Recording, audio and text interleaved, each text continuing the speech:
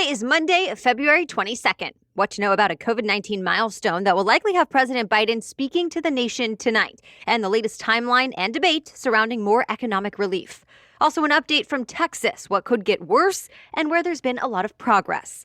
Plus, what happened in the video of an engine exploding mid-flight, what major companies are pledging to do by 2025, and we'll tell you about the teacher who broke a world record.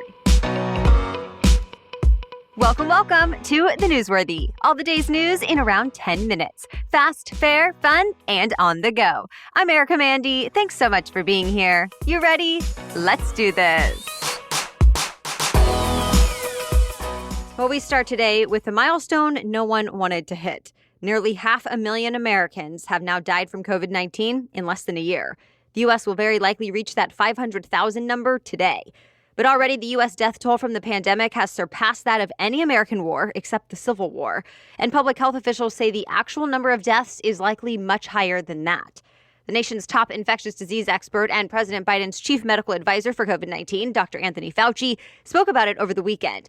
He told CNN, quote, "People decades from now are going to be talking about this as a terribly historic milestone in the history of this country."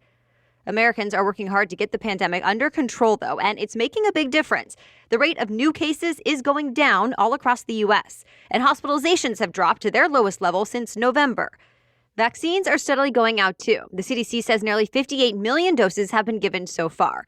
Tonight, President Biden is expected to speak about the Americans who have died from COVID-19 and hold a moment of silence once the death toll does reach 500,000. Snow and ice have finally melted in the south-central U.S., but people are still dealing with the aftermath of last week's deadly winter storms. From Texas to Ohio, the AP says at least 76 people died from the extreme weather. That includes those who died from hypothermia, car crashes, house fires, or from carbon monoxide poisoning. The death toll is expected to go up again, too, as more families and first responders find and report those who have passed away. But at least there is a lot of progress being made when it comes to the power and water crises. At the peak of the outages, Texas had 4 million homes and businesses in the dark. Well, that's now down to about 16,000. Still, water is a big issue there. About a third of Texans still have some kind of problem with their water supply. Almost 9 million people across 200 Texas counties are being told to boil their water before using it. Others still don't have running water at all. Remember, the storm cracked pipes, froze wells, and knocked water treatment plants offline, so it's taking a while to get everything running again. President Biden signed a major disaster declaration for Texas, so that does make federal funding available to help. In some of the hardest hit areas, that government money will help with temporary housing and home repairs, as well as low-cost loans to cover property damage.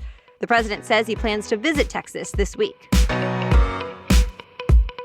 Hundreds of people on a United Airlines flight lived through a terrifying mid-air explosion. So first of all, everyone is okay, but it all started minutes after takeoff. The engine on the Boeing 777 failed. One passenger described hearing an explosion and seeing a flash of light before the plane started to drop a bit.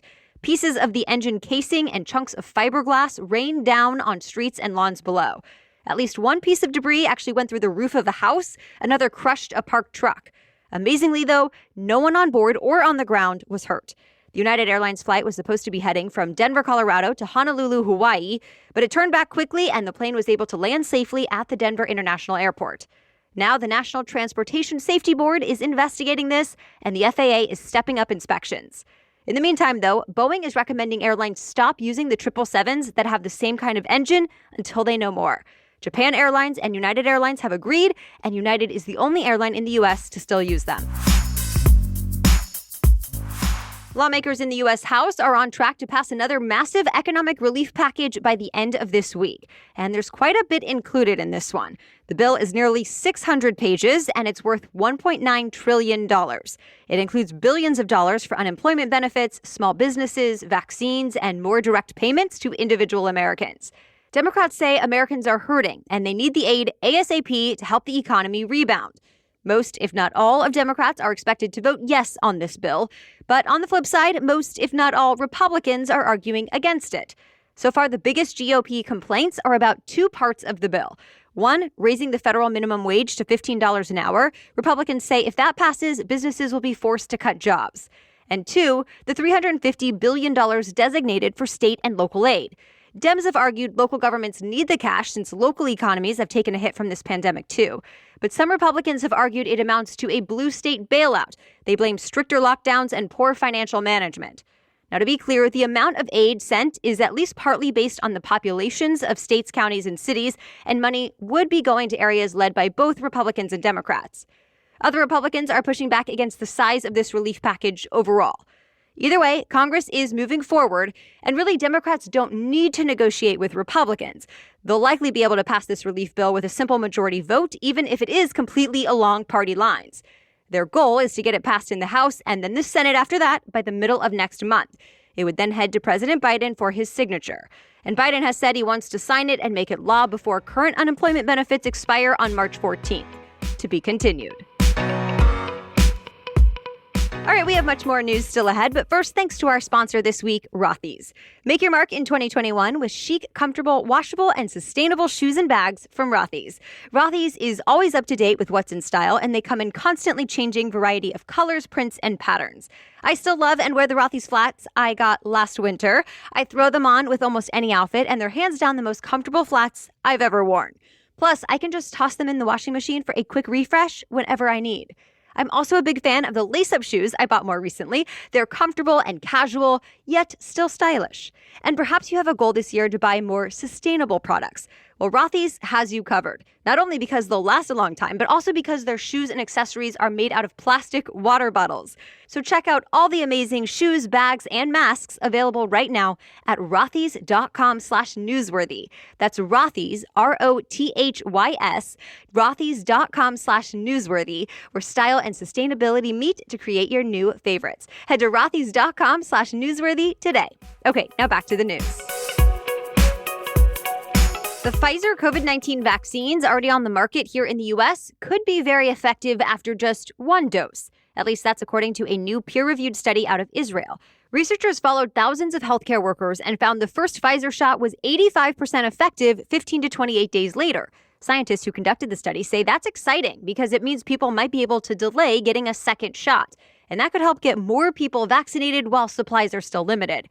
But here in the U.S., experts are not suggesting that yet. And they say a lot more research is needed to know how just one shot can protect you beyond a month or so. Right now, the U.S. still recommends people get 2 Pfizer shots 3 weeks apart. The CDC says if you really cannot get that second dose after 3 weeks, you can delay it up to 6 weeks and will likely get full protection. The major grocery chain, Kroger, has decided to close grocery stores because it says it can't afford to pay workers more money. This week, Kroger says it's closing 2 stores in Seattle, Washington. The company blames a new mandate in that city. The rule forces large grocery stores to pay their workers an extra $4 an hour in hazard pay during the pandemic. But Kroger says it can't afford that since it's already more expensive to stay open with extra safety precautions in place. That said, the Washington Post points out Kroger has had one of the most profitable years in history. Either way, Kroger says it's closing those 2 Seattle stores on top of the 2 others already closed in Long Beach, California, where the city passed a similar mandate. Some of the nation's largest and most well-known companies are promising to become more diverse, not just overall, but at the very top. 20 companies, including Facebook, Twitter, United Airlines, Alaska Airlines, and more, signed the 25 by 25 pledge. That means 25% of their leadership will be persons of color or women by 2025. Or that by 2025, they'll see a 25% boost in underrepresented executives in leadership roles. And this could pay off. Studies from consulting company McKinsey found companies with diverse executive teams are 36% more likely to see profits above average. It'll be a big change for companies, though, like the tech giants that have in the past been criticized for a lack of diversity. For example, as of last year, people of color made up less than 15% of Twitter's workforce. But now Twitter is saying it's proud to join the 25 by 25 pledge, and it's committed to living up to it. A couple of the biggest names in tennis won the Australian Open. For women, Naomi Osaka came out on top. On the men's side, it was Novak Djokovic. Let's start with Osaka. The 23-year-old from Japan beat American Jennifer Brady over the weekend. This was her 4th Grand Slam title, and she is currently on a 21-match winning streak that dates back to last season. As for the men, 33-year-old Novak Djokovic from Serbia faced Russian Daniil Medvedev. But Djokovic won despite tearing an abdominal muscle in the third round of the tournament. At the time, he wasn't even sure if he could continue competing. He says this was the most challenging Grand Slam he'd ever had, but still managed to pull off a win, securing his 18th Grand Slam title. And that's just 2 short of the men's record. It's a new world record. A 21-year-old British swimming teacher is now the youngest woman to ever row solo across an ocean. Jasmine Harrison recently rowed roughly 3,000 miles across the Atlantic. She made the trek in 70 days, 3 hours, and 48 minutes. She started in Spain and finished Saturday in Antigua. Harrison says she did it by rotating sleep and rowing every 2 hours. And she maintained her energy with peanut butter and Nutella. As ABC News reports, her adventure also raised more than $14,000 for disaster relief. And that's it for your main 10 minutes of news today, but now it's time for Money Monday, when we talk about one interesting money-related news story. But first, this episode is brought to you by Ritual. Ritual's clean, vegan-friendly multivitamin is formulated with high-quality nutrients in bioavailable forms your body can actually use. And when choosing a prenatal vitamin, it was really important to me that I could trust the ingredients I was putting in my body every day. And that's why I love that you'll never find sugars, GMOs, major allergens, synthetic fillers, or artificial colorants when taking Ritual multivitamins. And yes, I switched from the regular women's multivitamin to the prenatal, and I trust Ritual for both. But they also have vitamins for men and teens. And each of their options is scientifically developed to help support those different life stages. Plus, it's convenient. Your multivitamins are delivered right to your door every month with free shipping always. And of course, you can start, snooze, or cancel your subscription anytime. So get key nutrients without wondering what's really in your vitamin. Ritual makes it clear and is now offering my listeners 10% off during your first 3 months. Just visit ritual.com/newsworthy to start your Ritual today. That's ritual.com/newsworthy to get 10% off during your first 3 months. Okay, now back to Money Monday. And today we're talking about how you might want to pay extra close attention to your credit report. A lot more errors are apparently popping up lately. As the New York Times reports, people filed more than 280,000 complaints about errors in 2020. That's more than double what was reported the year before. Some mistakes appear to be pandemic-related. For example, one relief program allowed people to take a break from paying off certain loan debt. That's not supposed to affect anyone's credit, but it hasn't worked as planned in all cases. And there are other issues too. But experts say this is definitely something you want to get sorted out sooner rather than later. As you may know, credit reports can help determine what loans and credit cards people qualify for and what their interest rates will be. So if you find an error on your credit report, Consumer Reports experts suggest filing a complaint in writing.